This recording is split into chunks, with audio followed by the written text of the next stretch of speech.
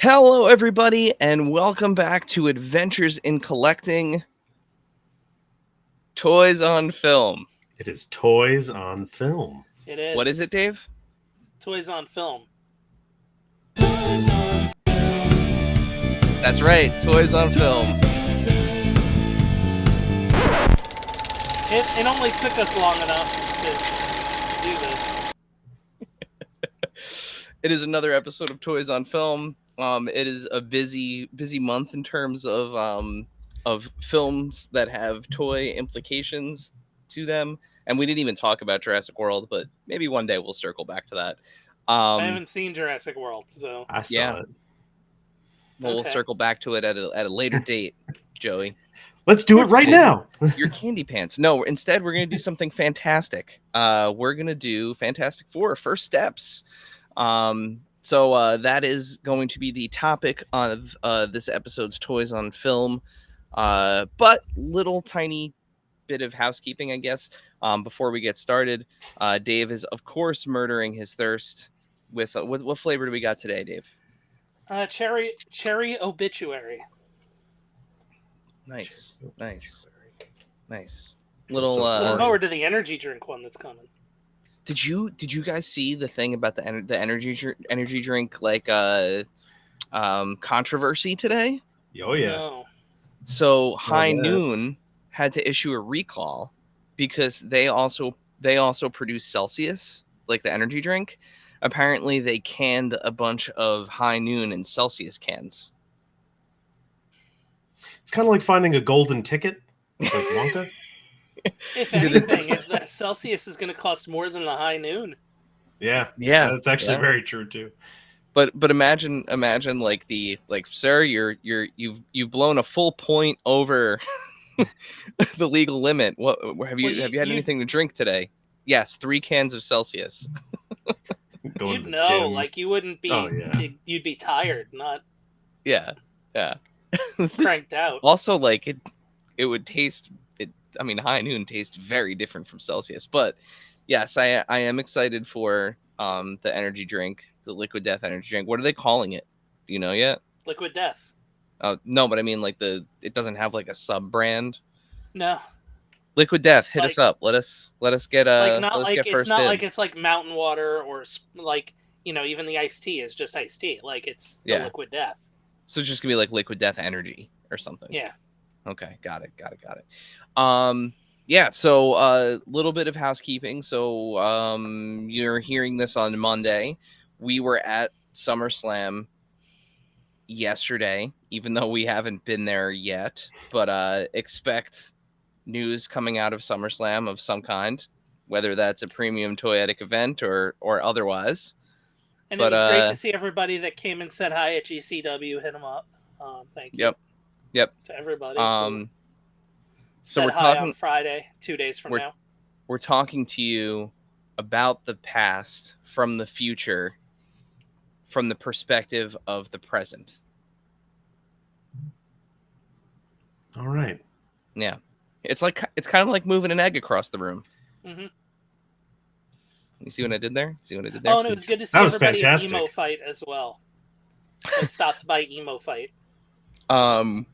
Yeah, so expect some news coming out of that.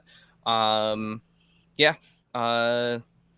think that's it for housekeeping this time. There will be a new giveaway that's live at this point, but again, from the past, present, I don't know what that giveaway is yet. It will be announced on August 1st, which is a couple days after. What we do know is it is not SummerSlam related. Yeah, it is not. It's not wrestling related. We'll go with that, or maybe it is. I don't know. I don't know. Life is hard right now. There will be a giveaway though, and it's cool. We have a bunch of cool stuff lined up. I just don't know what cool thing August is. There's a spreadsheet somewhere. But yeah, back to the task at hand. Toys on Film. So yeah, we all saw Fantastic Four: First Steps, and yeah, we're excited to talk about it.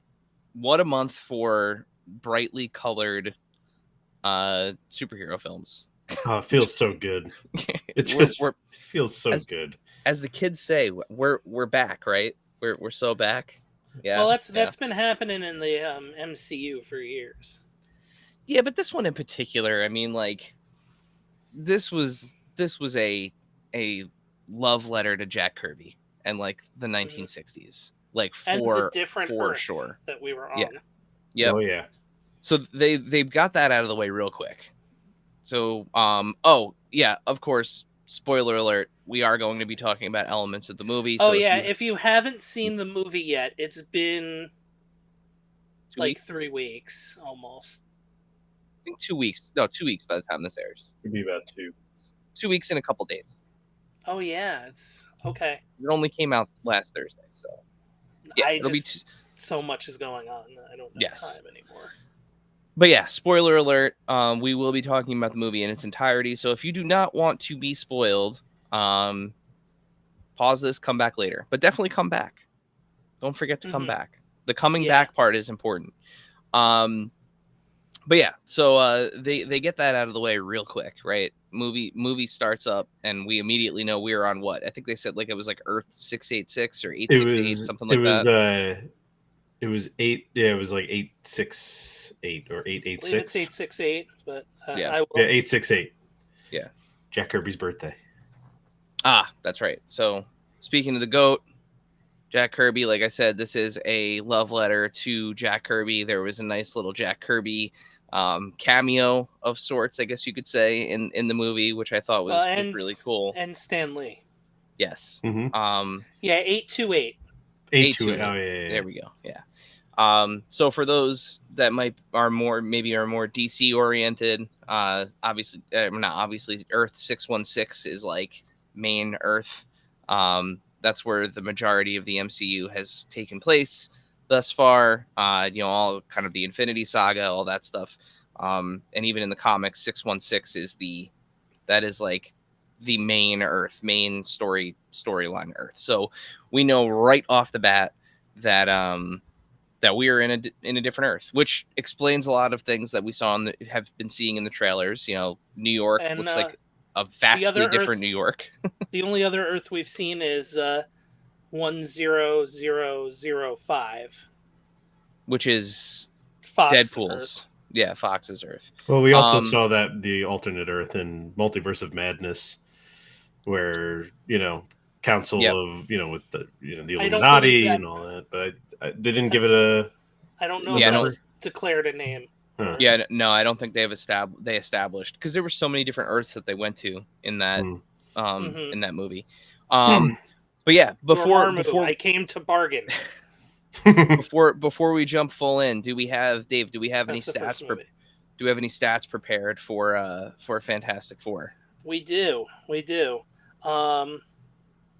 So Fantastic Four, the Fantastic Four: First Steps, a Marvel Studios film, directed by Matt Shakman, who you would know as a director of a lot of sitcoms, most famously It's Always Sunny in Philadelphia.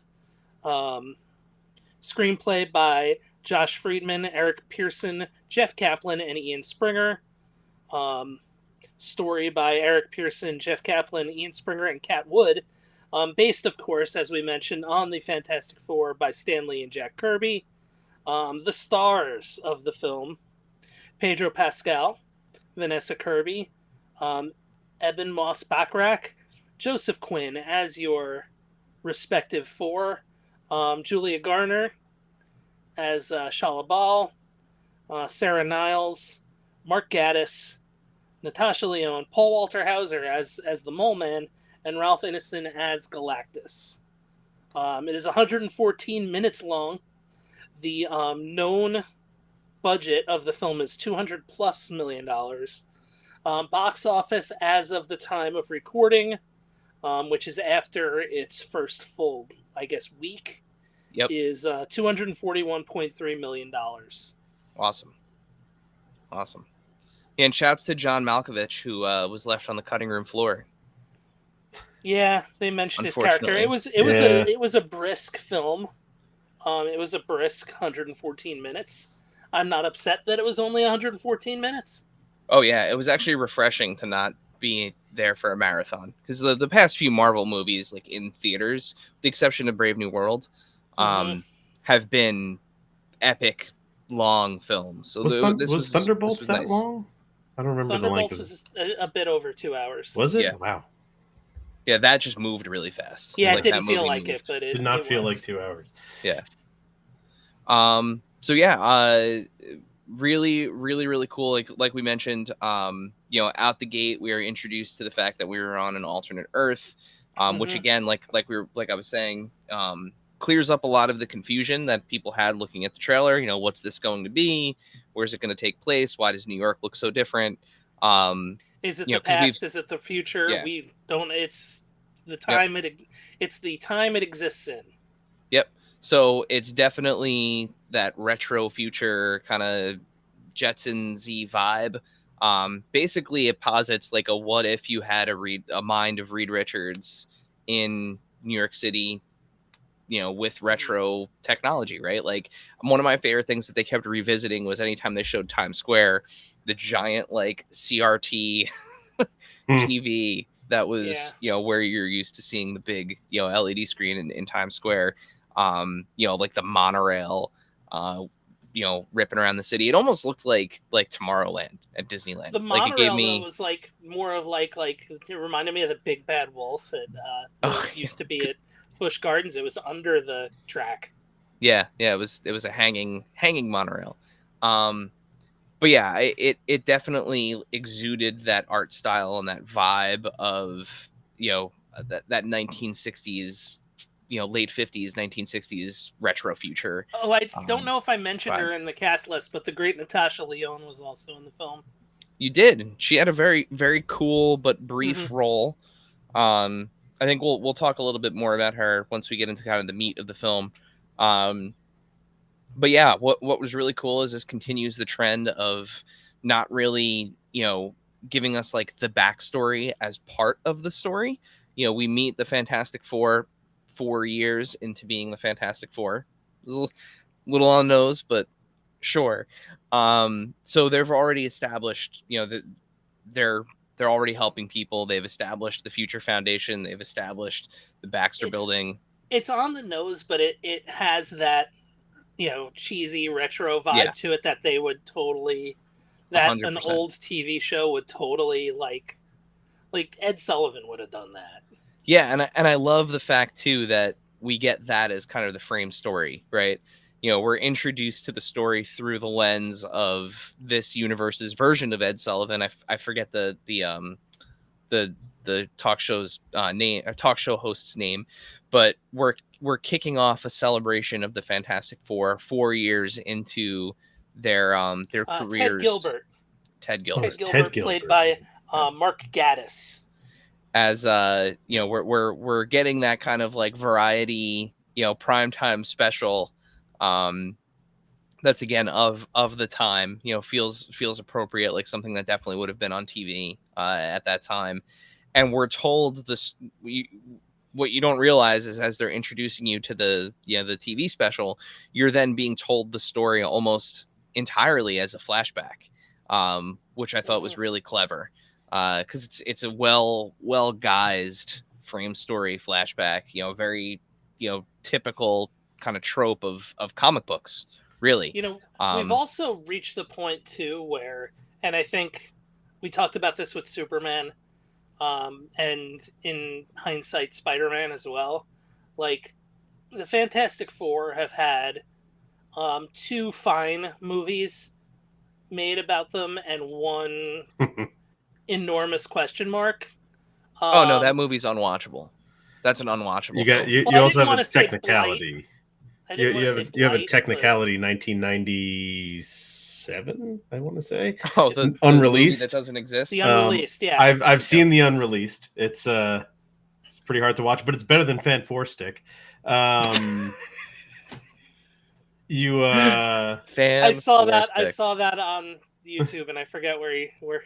Yeah, Fan 4 Stick is not that good, but exactly what you're saying, right? We've seen the Fantastic Four dick around with their powers after they get them on repeat Like, if you go back and you rewatch that original Fantastic Four movie that had come out, in 2000s, I would say a good 45, 50 minutes is them putzing around with their powers, Reed stretching his arm out to grab toilet paper, Yep. Johnny pranking the Thing, which is fun. Like, you want to see them kind of have that banter back and forth, but it's just like they're stuck in the Baxter building for 50 minutes. They do nothing else. Yeah. It's tough, right? Like, to Dave's point, a lot of these superheroes like Superman, Spider-Man, the Fantastic Four, not only have we seen their backstory enough times at this point, to a casual viewer, there are two things. One, if you tell the story the right way, you can kind of quickly get over how they have their powers and be done with it, which is what they did in this. They opted to do in this film, which I thought worked very, very well.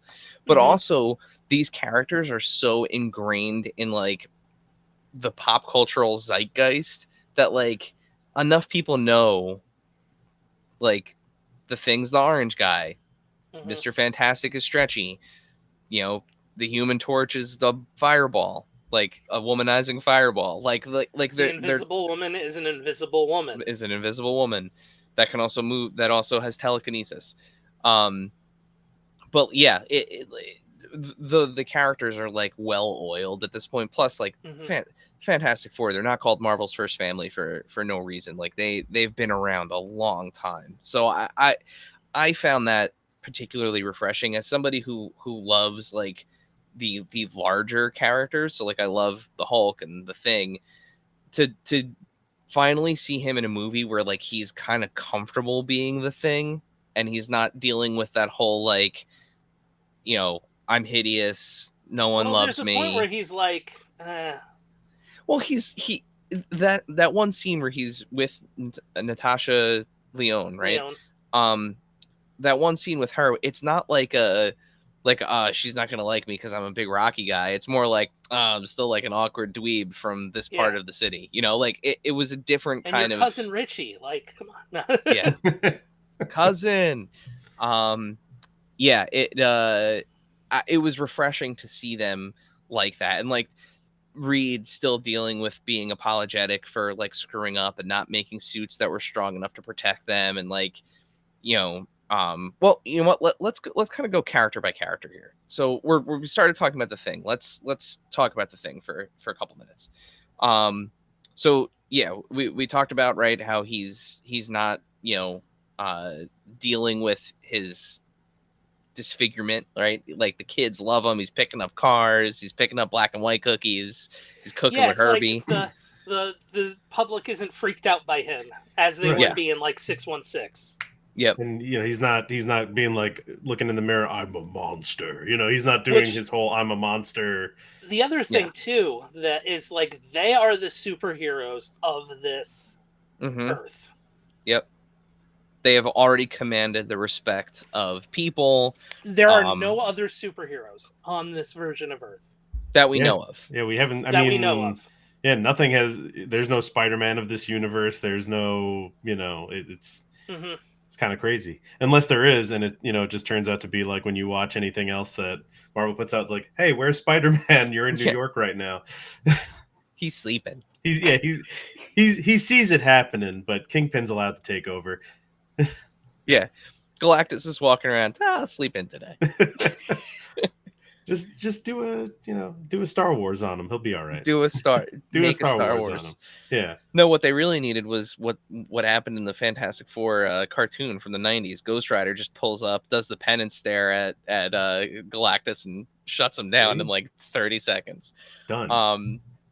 Still one of my favorite things ever. That's the other thing too, as far as Galactus goes, like he's never really had anyone like step to him.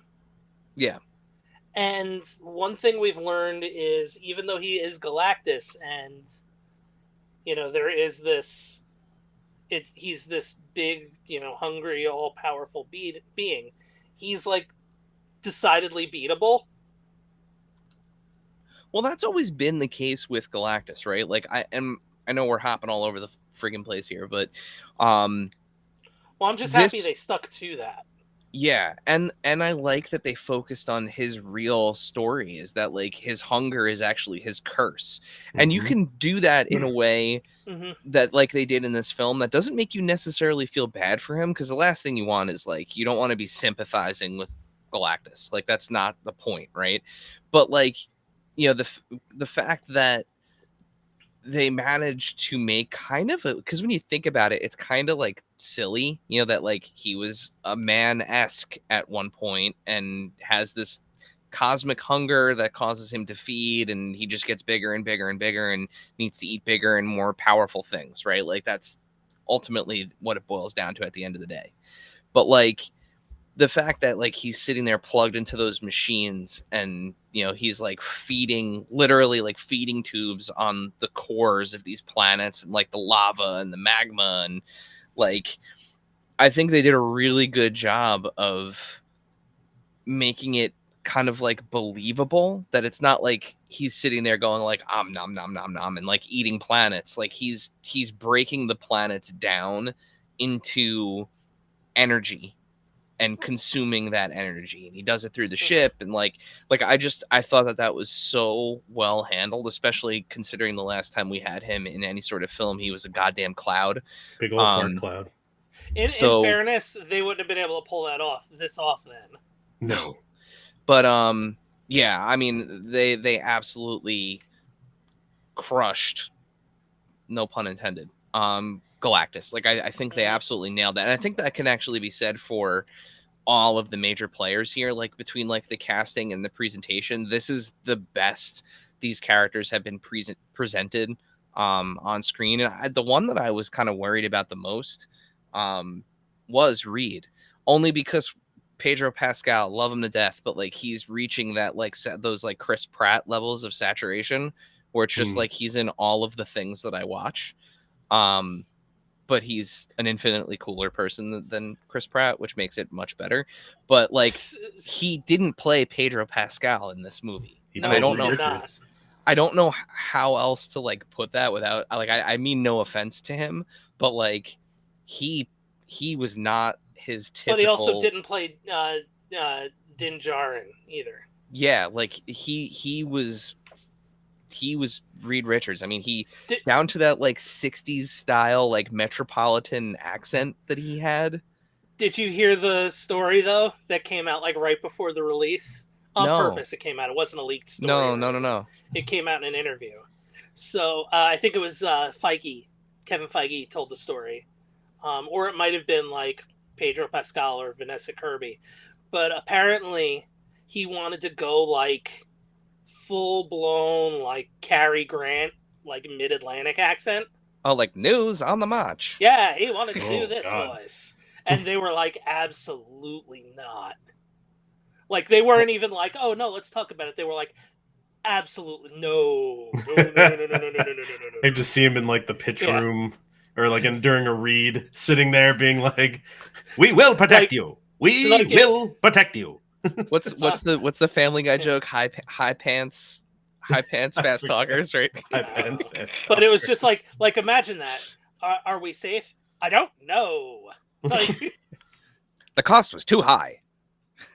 They wanted our son. He wanted our son. You know, like. To watch an episode of Johnny Quest. It's how weird. Like. Oh man, yeah, it'd be like it would have become Venture Brothers. It would have been like somewhat accurate to this quote unquote time period. Well, there was just enough of it left. That it would have been like, yeah, he had like a metropolitan accent, a Northeast accent. Yeah. But it wasn't like cranked up to 15. No. It was like at about a 4 or 5. It was noticeable enough though. Like the first time he opened his mouth when he's looking for the iodine in the cabinet, I like had this like, because I didn't pick up on it in the trailers. The bits of the trailers that they showed, he just was talking. I don't want to say talking normally, but like he didn't sound different. But like it was sound bites too, not like conversations. The moment he's looking for that cabinet, I was like, okay. That was definitely the compromise where he was like, well, I'm gonna do something, and they're like, fine, you can do that. But the thing is, it worked because he wasn't the only character that spoke like that, right? Like so I would say that Vanessa Kirby, Joseph Quinn, and even Moss, they had very like modern sounding characters. Like their characters sounded like I mean they're fist bumping and like they're kind of doing like modern isms. Um, but like the rest of the reporters, uh, Paul Walter Hauser, like they had a touch of that too. So there was a consistency with it at least, where like he wasn't the only one that had that, that kind of accent. Well, see, I thought Paul Walter Hauser just sounded like Paul Walter Hauser. He had a little bit of the like grandioseness of that. That's definitely not a word, but like he had a little bit of that. When you're a mole man, come on. Dude, like leaning into the lore Progress of Wrestling Proteus champion Paul Walter Hauser, king As of Mole Man. Subterranea. But like I also like that it was just like, here's the road sign to Subterranea, like you go visit. Yeah, like, but did you notice that it was almost like the Lincoln Tunnel sign? So like Subterranea is like New Jersey. No, it's just the river. No, I know, but like I'm so used to seeing that sign like there that it reminded me of like, oh, so instead of going to New Jersey, you take the right tube and it takes you to Subterranea. If anything, he did his accent was less that, because it was just like, yeah, you're in my land now, fools. Like, but yeah, I loved that they leaned into the lore of the Fantastic Four like pretty heavily. Like even that one scene when they're standing all on the balcony right before the Silver Surfer shows up for the first time. He like name dropped a couple of key like pain in the ass Fantastic Four villains. Like he named like the Wizard and the Tinkerer, I think, or the Maker. Got a Tinkerer. Well, he's the Maker. Yeah, the Tinkerer was at one point got mentioned. Yeah, they mentioned Red Ghost, his monkey army. Yeah, his Super Apes, which was John Malkovich's character. Yeah, I love. They showed that big green, Jack Kirby monster. Yeah, monster coming out of the ground, and I'm like, oh wow, that is just perfect. That's what you want to see. Those are the things you want to see right there. Yep. Shuma Gorath? Yeah. No, that's Monstro. Oh. Shuma Gorath's the one-eyed octopus thing that's in Multiverse of Madness. Yeah, but they leaned into the things that make the Fantastic Four the Fantastic Four. And I thought too, this was the first movie that got the like smartest man in the universe thing right with him, where like he's thinking the things that he should be thinking as the world's smartest man, but like not the world's best father. Yeah. And he gets called out on it, which I think is fantastic. I did it again. But also he even recognizes it's down wrong. The road, Yeah. Which is honestly, that's what I thought this was going to be. I fully like went into this thinking that this is actually like the origin story of the Maker, and we're not. Everything we've seen has kind of been like the first like maybe act of the movie, and it's gonna go sideways once Galactus asks for the baby. Like I had a feeling this was gonna like position him to be effectively the new Tony. Yeah. Yep. Right. And I think you're spot on there. Speaking of the baby, Franklin, we've got another Omega level superhero in the mix now. One of the most powerful superheroes in the comics. So much so that he would have provided adequate sustenance for Galactus and ended his mission of eating planets. Well, he would have taken. Yeah, he would have taken over. He would have taken over for Galactus. Galactus would have been able to transfer his hunger, his cosmic hunger, to the baby. To a baby. Yeah. Well, it's kind of like a Ghostbusters 2. Yeah. Now you go eat the planets. He's pulling a Ghostbusters 2 on him. Yeah. Yeah. No Dana Barrett though. This time. Vigo the Carpathian. Whole deal. Bring me a child so that I might live again. He's doing it. And meanwhile, I like how they also did the whole mob mentality thing of like, give up the baby. Like, and I'm sitting there in the theater like, who would do that? And then You know? finally, Sue did her monologue, and yeah, it was like everyone's like, "Oh yeah, I wouldn't give up the baby." Which is I think was Say it. Just say it. no, Just I say it. wasn't gonna. let I it was gonna let it say out fan. now. I was gonna say fan service, which was a nice moment of fan service because comic books historically have the angry mob. Like the people are like, we trust you to save us. Give up your damn baby. Like that's totally a thing that would happen in comics. And it was great to see the almost literal like group with like pitchforks coming to their door. I, I, I I'm. I feel like it would happen not in comics. Yeah, I mean, totally. If well in today's world, somebody yeah. would have strapped that baby to a rocket and launched it at Galactus. Here, take them. It would have been very it would have been very Looney Tunes like. That's Like the the baby, people folks. in who drew like the tunnel on the side of the building. Yeah. Somebody crashed into. Yeah, But that was a great monologue. I honestly think Vanessa Kirby probably stole the movie for me. I've never been a big like Invisible Woman fan. Obviously appreciate her and her role in the Fantastic Four, but like I left this movie absolutely loving that character. From that monologue that she gives to the fact that like I love the relationship she has with her brother, with Reed. It's just she was so well like developed in this movie. She wasn't just like Deus Ex invisible. And there was a little bit of that too, where it was like, hey, make us invisible for 30 seconds, which is fine. I mean, that's her superpower. I also liked how they were like, yeah, Johnny, you go listen to your records. We will take care of the big people stuff here. The adults are talking, Johnny. Yeah, he's like, no, I can. Joseph Quinn was great. Yeah, he was a great Human Torch.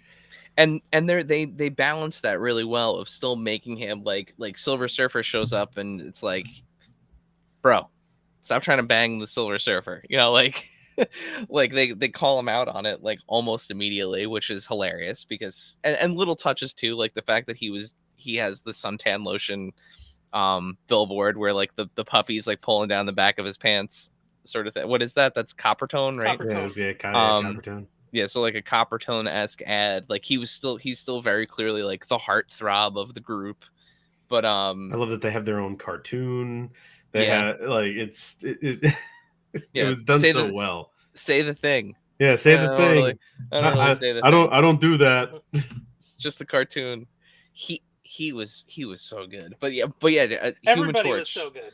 So Johnny had some really key moments in the film. Like throughout.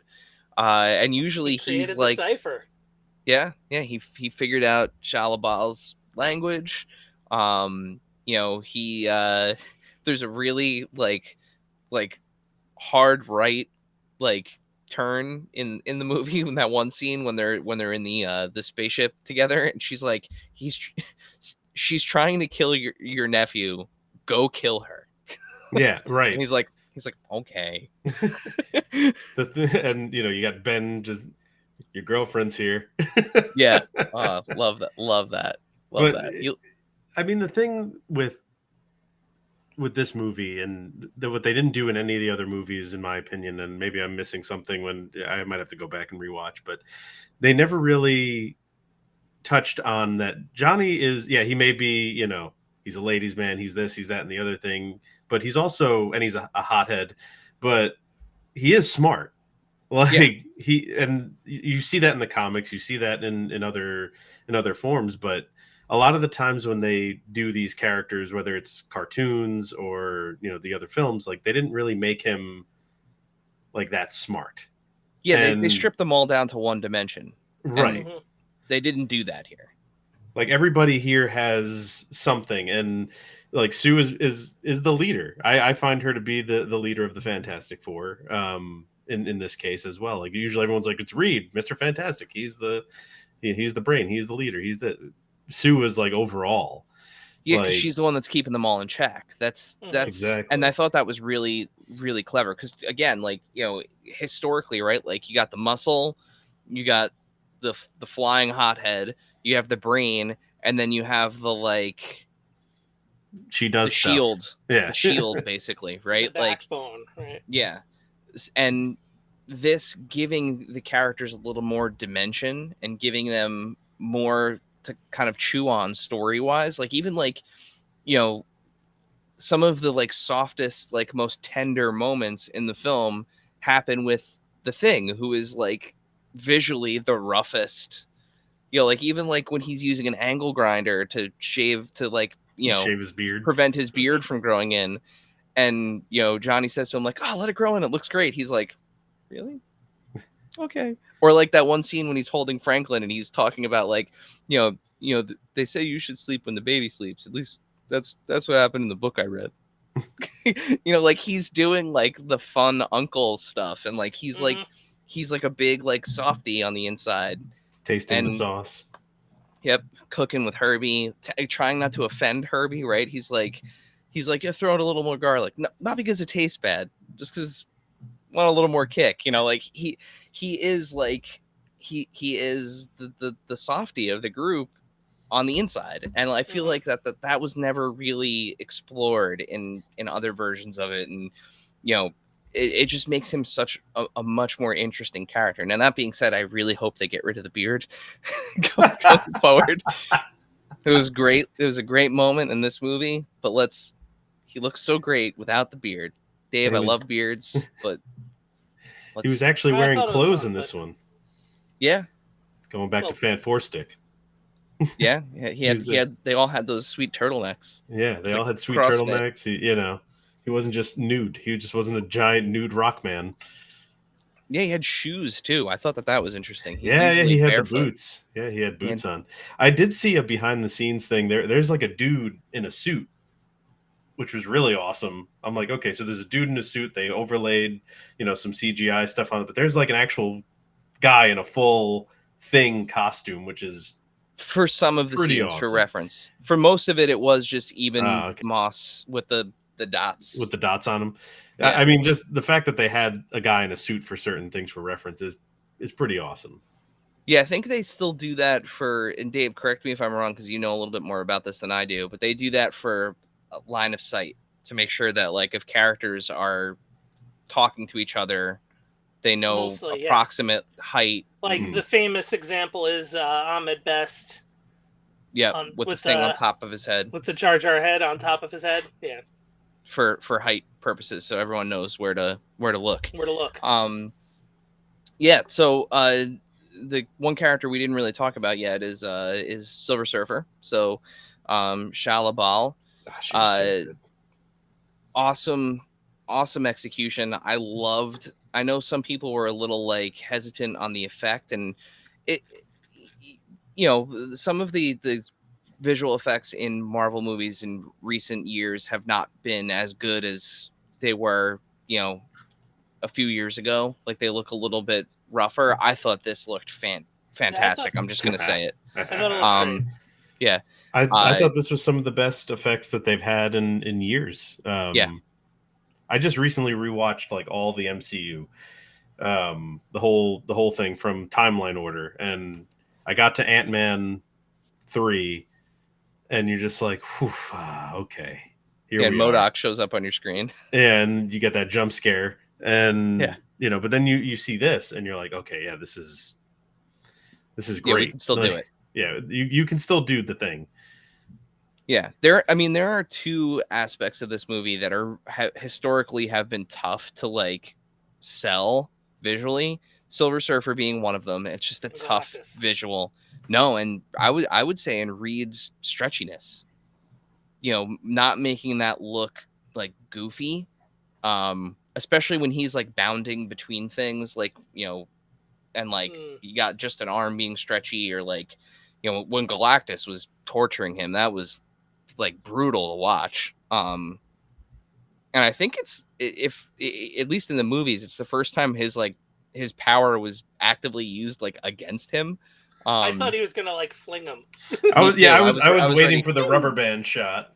Yeah, I mean, he effectively did when he gets hit But in I the guess face. that would have made Galactus a little funny, which Yeah, yeah, true. but I did like, how they executed on all of that. And we were talking about this a little bit beforehand, but they did change Shalabal's story a little bit for this universe. I'm gonna draw on memory here, but I think it is originally in the Earth X storyline is when Galactus turns her into a surfer. I believe that's correct, but I don't remember. typically she is an empress that is either engaged to or betrothed to Norin Rad, who is the male surfer, and he is an astronomer scientist on his home planet, and he gives up himself to Galactus to become a herald to save his planet. So we got a little bit of that story mixed in, with Shalabal, of course, her being depicted as the scientist and sacrificing herself for her planet. So it was just interesting to see it, kind of a combination of the two characters. I don't think it didn't ruin anything for me. I don't think it ruined the story. If anything, I think it created a pretty sweet parallel between her and Sue. And for people that might be concerned that this has like an implication on, Norin Rad's involvement at some point, and having the other surfer, that's what you have a multiverse for, right? Maybe there's another surfer out there. I mean, with this movie, and I was talking, my friend was like, can I go see, like, he's seen every Marvel movie too, but he's like, does this kind of like stand on its own? And I said, I really think so. Like, even if you never saw first movie you didn't need to do homework for. Yeah, if you never saw any of the other MCU stuff, you could go into Fantastic Four. Now, obviously, they're coming back for Doomsday. Like it says, the Fantastic Four will be back in Avengers Doomsday. So yeah, now you're gonna have to do your homework if you're gonna want to jump into that. But for the most part, if you're just a Fantastic Four fan, you're like, yeah, I could go see this and be fine. Yep. I honestly think if you're just an action movie fan, to what Dave just said, this is the first one in a while that you don't have to do any homework for. You could go into this completely blind, and I mean that was evident with my youngest. So Maddie's watched them all. Like, she's old enough to remember parts and like kind of where things fit and everything. But like Callie's 4, like, what does she know? Like in terms of like remembering where characters fit in and timelines and multiverse, like that is so beyond the comprehension of a 4-year-old, right? And she loved this movie, absolutely loved it. Couldn't stop talking about it, for the rest of the day. We caught a kind of an earlier show, but like she was like, I love the orange guy, I love the baby, and the big guy was scary, and it's like. That's it. That's the whole movie. Mm-hmm. Like, you got it. You nailed it, kid. But yeah, you could go in totally cold to this. If anything, I think this makes a good like re-entry point. To the MCU, and we haven't had one of those in a while, where like you could watch this and not have to worry about like, well, who's this guy? Why is he here? Why do they care about this? And you don't have to do 6 months of research to watch a Marvel movie. Which is getting to be a lot. I honestly think like even Thunderbolts you could get away with. Yeah, I mean, you don't really need to know who any of them were before that, other than that they're there. I guess they do enough to establish Elena and her dad as. I don't know. I don't know if I agree with that. There's a lot happening there that you have to. That you're not who thinking Bucky is and why now he's a senator, like he was a hero. They do kind of touch down, but not to the point where it's like you care about, like you wouldn't care about any of that stuff. And why does Julia Louis-Dreyfus have the amount of power that she has? Like, who cares? Like, there's a lot happening there that you need some context for. Fair. Like, I think a smart, like above average moviegoer could put enough together to figure that out. But like, I would say like your average your average like casual moviegoer is going to be confused to all hell watching that movie. Fair. Yeah. That being said, we started off with saying we're back right now. Now I'm thinking about it. I count Thunderbolts summer, this in the summer movie listing, right? So we got Thunderbolts, Superman, Fantastic Four, right? Thunderbolts is mental health matters. Love it. Yep. You have been saved by the power of your friendship. Superman, kindness is punk. Yep. Like you're there. Fantastic Four, family and community. We need all these things. We need these superhero movies now more than ever. We need these superhero movies to be this way. I think my superhero fatigue was the drab, like just completely sad sack things, like just depressing. Bleak, everything is dying. Everything is dying and bleak, and now we have all of this coming back into into the light. And it's like, oh, okay, good. I need it. Yeah, that's okay. The next movie is called Doomsday. Nothing bad. Nothing bad's gonna happen. Nobody's gonna die. The other thing too is like you have women in high role or high like leadership roles in both of these movies. All three of them. Lois, super strong character. Obviously Yelena and Ghost. Both of them extremely strong characters, and honestly, like your main villain really in that movie is Julia Louis-Dreyfus, Madam Hydra. So she's basically like high-ranking official, and yeah. And then obviously in this movie, there's no stronger power than a mother's love. Well, that you have Lynn Nichols is the CEO of the Baxter for the Future Foundation. Future Foundation, yep. And I like the little nod, they when they're showing the Future Foundation, which Sarah Niles is great too. Like, when they're showing the Future Foundation, they're showing all the countries that are a part of it. Latveria is no show, is empty. The seat at Latveria is empty. That got an audible in the theater I was in. That got an audible like ooh, because I saw it on that Friday, so opening. So that the theater gave a nice little audible. And me too, was part of it. And then speaking of Latveria, we get our first official look at the MCU's Doctor Doom. Yeah, at the end of the movie, back turned. In our first of two stingers, of the credits, right? A flash forward, I believe this was 6 years this time, if I remember correctly. Yes. So Franklin is now a toddler. No, that wasn't 6 years. I thought that was another 4. Oh, so before the credits roll, it went to their 6th year where they're messing with the car seat, or they went to their no, I think it was the 5th year messing with the car seat, and then it went to another it was 4. a year after Galactus. Yeah, and then another 4 was the stinger with Dr. D. Yeah.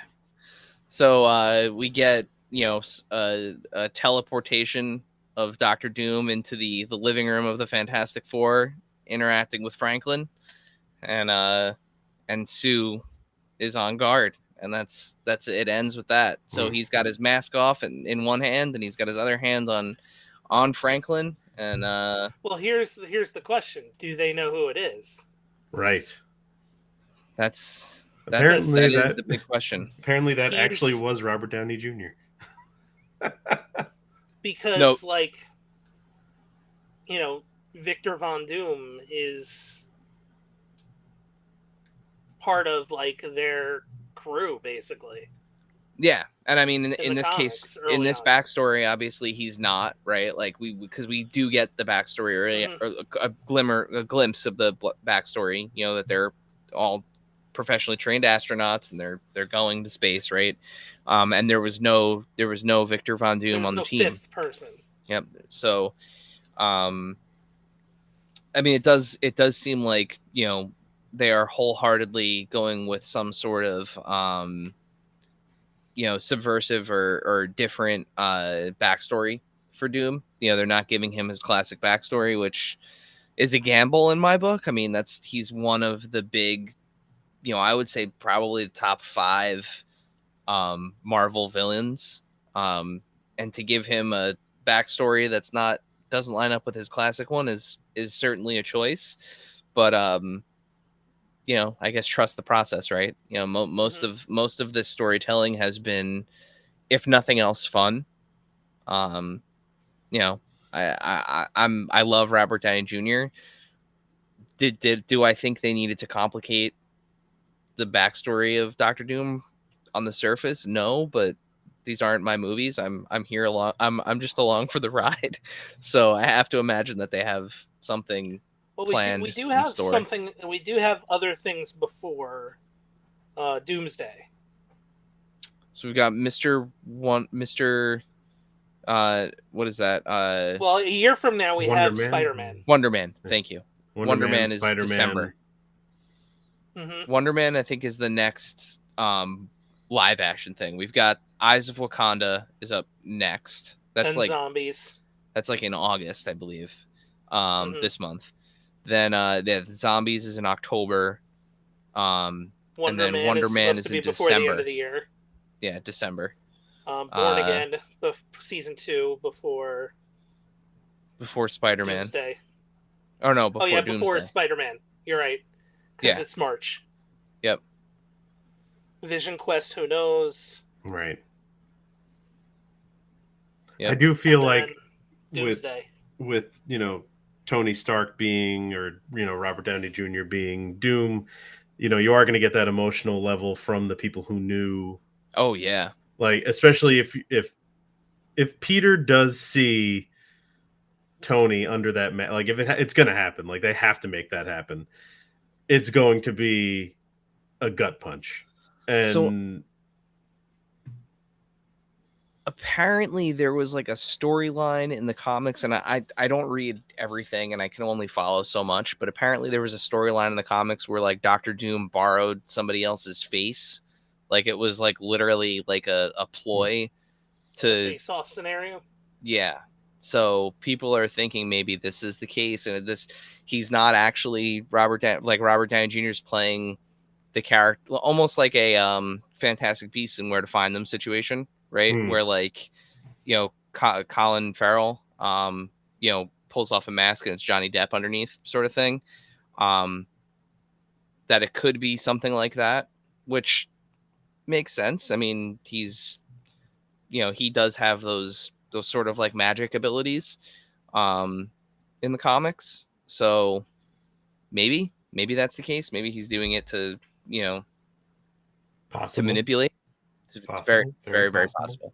But yeah, and then the last stinger at the very end of the movie was the amazing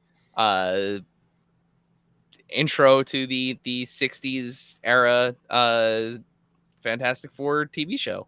With I need them to make the cartoon that exists in their universe. I need them to make that into like shorts. I would imagine that's on Disney Plus. Right? That would be so amazing. And one other thing to shout out, Michael Giacchino did the score for this. Absolutely crushed it. The theme, that like Fantastic Four theme with like the choral part in it, that like very like bum bum bum bum theme, that kind of like we were going to talk about the song that I would imagine is just the Galactus cult that played over the credits. Oh yes, yeah. Which I thought was another funny touch. We didn't even get into that. That like Galactus is coming, so of course a crazy cult forms. A cult forms around him. We didn't even talk about how. Of course, they make a song asking to be devoured. Right. And we didn't even talk about how great of a choice like Ralph Ineson is for Galactus. Like that. And apparently, that was a practical suit too. Like, I saw the pictures of that. Mm-hmm. Yeah, his tweet was like 10-year-old me is screaming right now. Yeah, he was excellent. He was excellent. The voice, even if they didn't capture his face as the likeness, that voice alone for Galactus is just. I wouldn't be surprised if this is one of those situations like when Matthew Lillard played Shaggy in the live action Scooby-Doo movie and then like became the voice of him in the animated thing, like I wouldn't be surprised if they're like, you're kind of Galactus now for forever. Here, just collect these royalties. There I was wouldn't be surprised if any animated stuff happens that it's not like everybody who is in this. Yeah. Yeah, I feel like everybody would kind of play ball. Mm-hmm. Well, you know, until they're 90. Yeah, until you're 90. There is a theory that's one of my friends read too, that when they pushed Galactus through the portal, that somehow it actually jettisoned him into the mainline universe, and that's going to be a talking point as well. Like, shit. Well, remember, now we got this thing.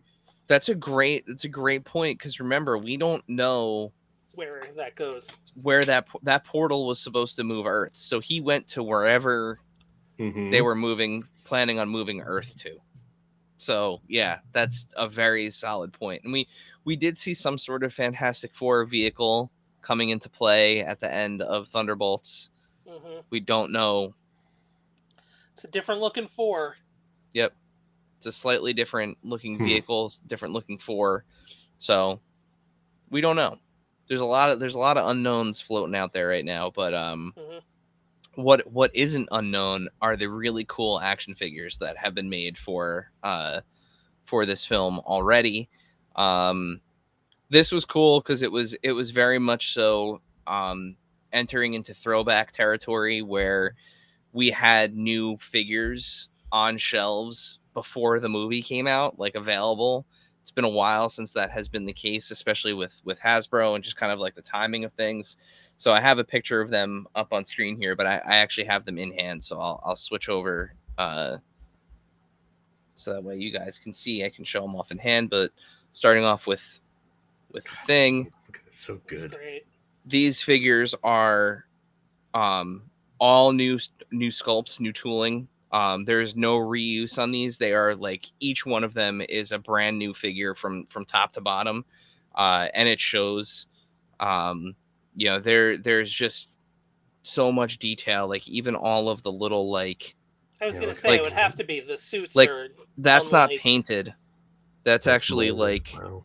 Molded in there. All of like just like the little buckles and things, and they feel really nice. And that blue pastel is captured like perfectly on these. So Thing, you've got Johnny. Yeah, I like the blue that they went with. And he's got a nice little to like updated flame effect. So we've seen these effect pieces before on other Marvel Legends, but this has a little bit of extra deco on it. There's a little bit of extra paint.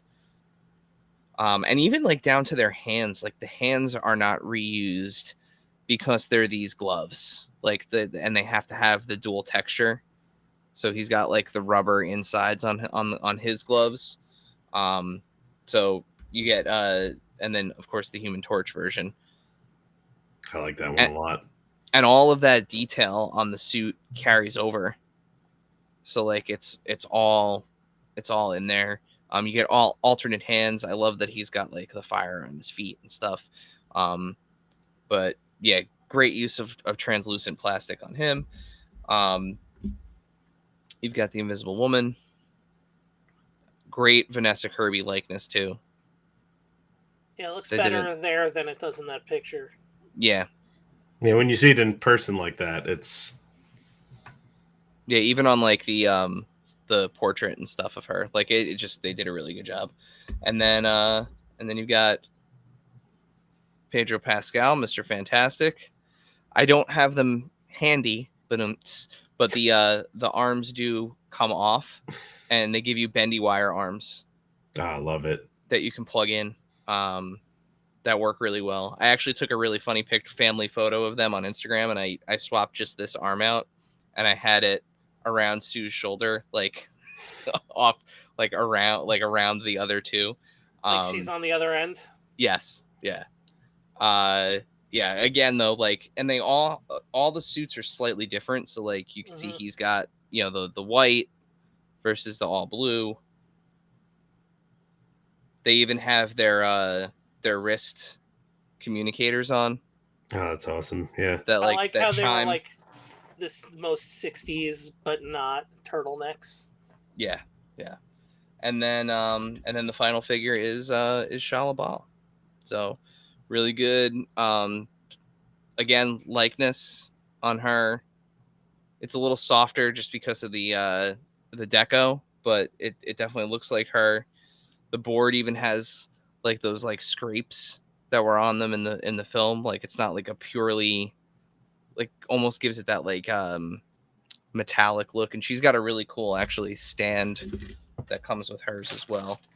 Um, that I didn't even know came with it. I didn't notice it in any of the pictures, but it's this really neat Oh, cool. stand, and the board Her actually like her surfing slides into it. over fire. Yep. So you get a really cool effect with that. There's a single peg on the board, so you can port her on. But yeah, so that's Marvel's or Hasbro's offering, in terms of Fantastic Four. And then of course Hot Toys, not far behind them. No Herbie. I thought for sure Herbie would be like a Build-A-Figure or something in this set, but no Herbie yet. So I'm hoping they come back with the success of the film. I'm hoping they come back and get us Herbie. But you can get Mr. Fantastic and Herbie. There's also a non-deluxe that's just Mr. Fantastic. Hot Toys always just Maybe crushing one it of with their those like, likenesses. Hasbro waves where it's like everything they missed into one wave. Would be cool, like an MCU catch-all. Yeah, like those Disney Plus waves. Unless you You get a can baby Franklin and a Herbie together in a Hasbro pack. That would work. And give Yeah, me, put them and with you know what? Put them with Mole Man. Make it a deluxe Oh, Or that'd be great. give me another thing with the turtleneck. with clothes. Yeah, with The jacket. No, not the jacket, because give me bearded thing with the Oh, I the, want hat. Street clothes thing. Yeah, street adding clothes street thing. clothes would be awesome too. Yeah. I always think of that as like the Raphael disguise. So you could get again, you can get standard Hot Toys Sue Storm, or you can get the deluxe, and she comes with Baby Franklin, um the Pram, and Herbie again. So you'll end up with two Herbies.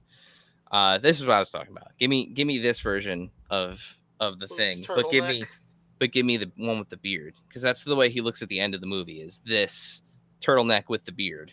Just do So if you two give heads. yeah, but yeah, I love this whole look for him. Super cool. So, and then 28-inch.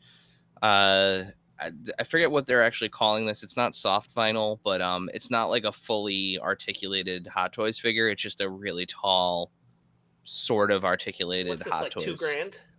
No, it's actually not that bad, because it's not like super articulated or cloth goods. So I want to say it's like 300 or something like that. I mean, Or for that, that's not 350. bad. Jeez. Which is kind of cool because, like, realistically speaking, I doubt who you're knows gonna get a Hasbro. Who knows if Hasbro's ever going to tackle this, right? So at 28 inches tall, I'm trying to see. I don't have anything anywhere near as big as that, but like, this is a 6-inch action figure. So what is that? Somebody help me with the math. What's 28 divided by 6? Think of, was that 6 of these? Wait, 5? it's almost 5? 5.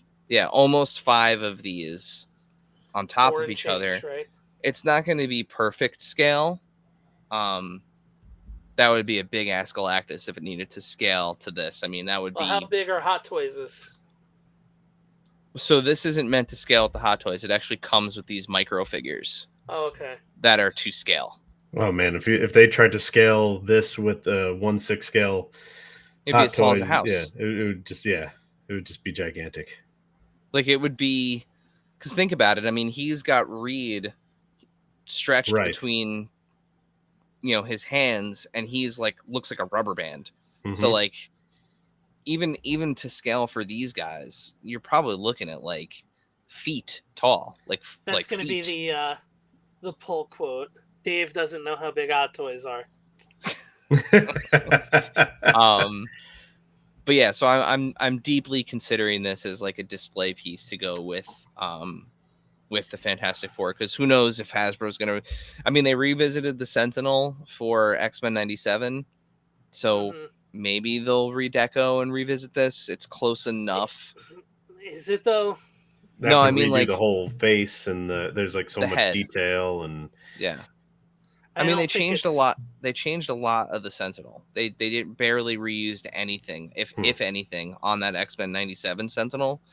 So, and they sold a lot of Galactuses. So, but yeah, this is an option for people if you don't have the HasLab Galactus and you want something to go with your MCU Marvel Legends.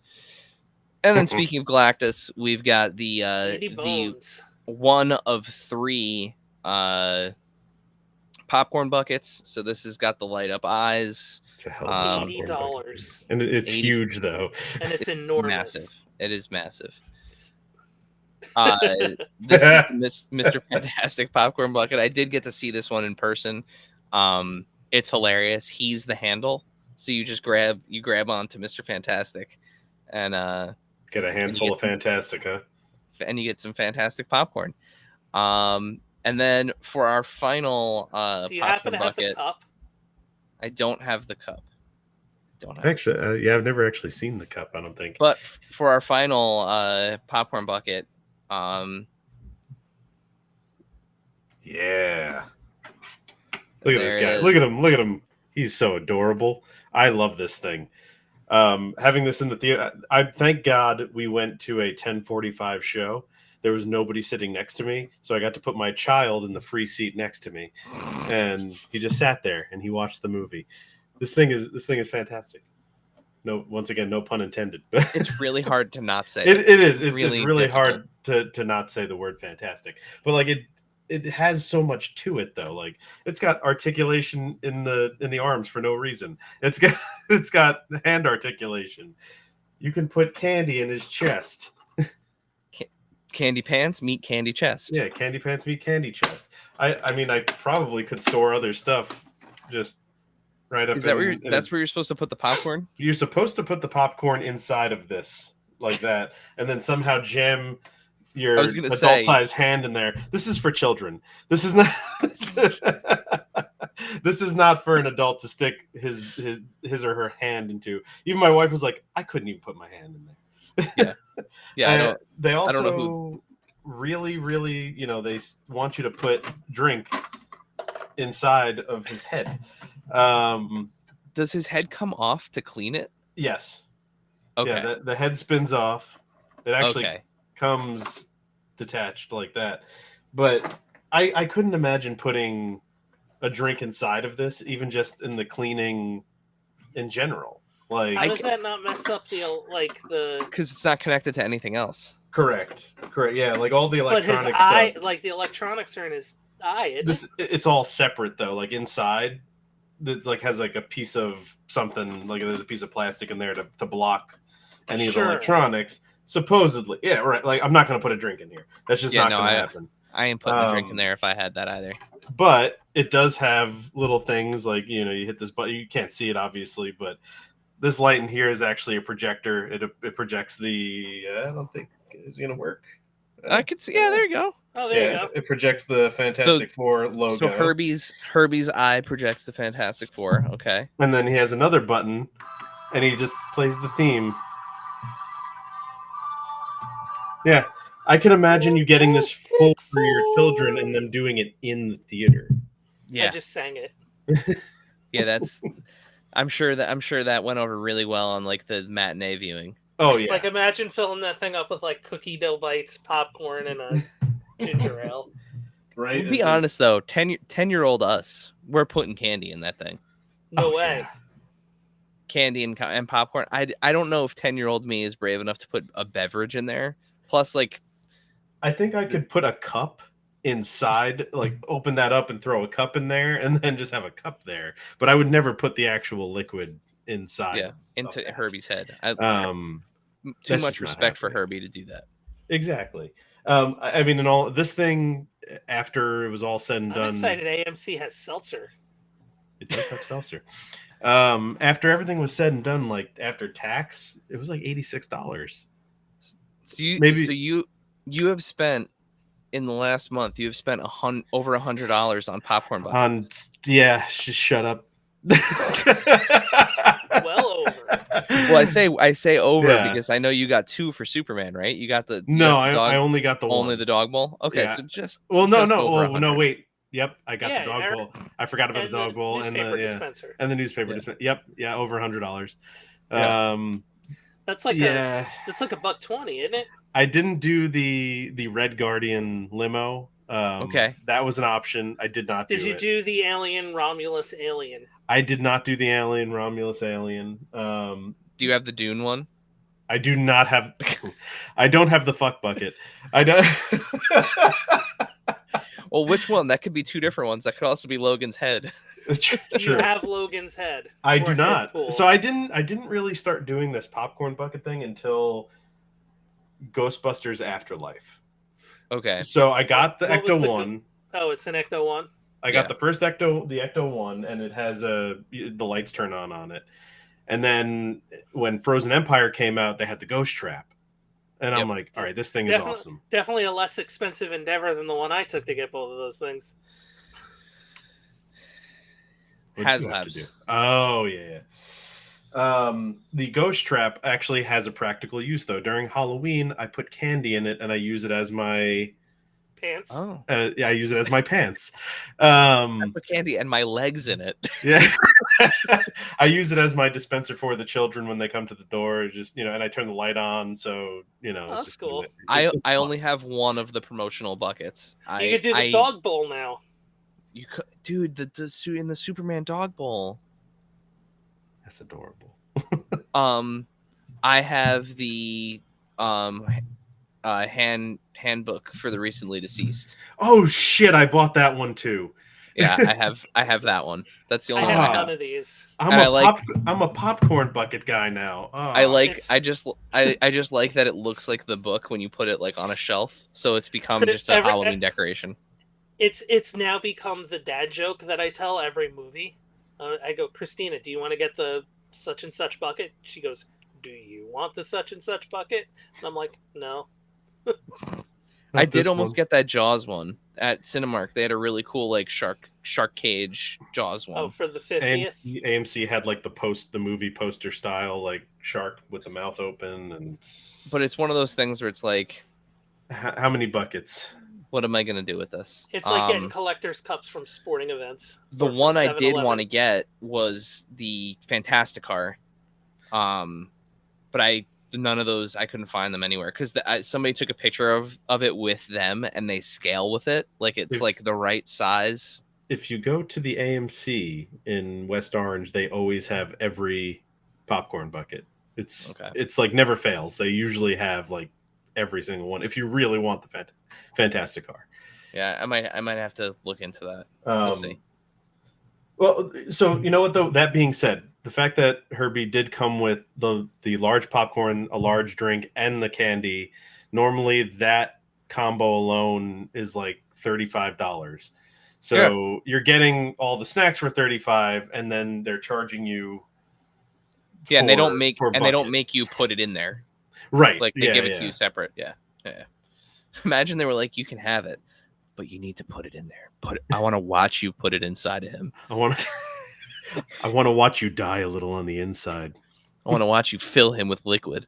And Usher follows you to the Coca-Cola machine. Yeah.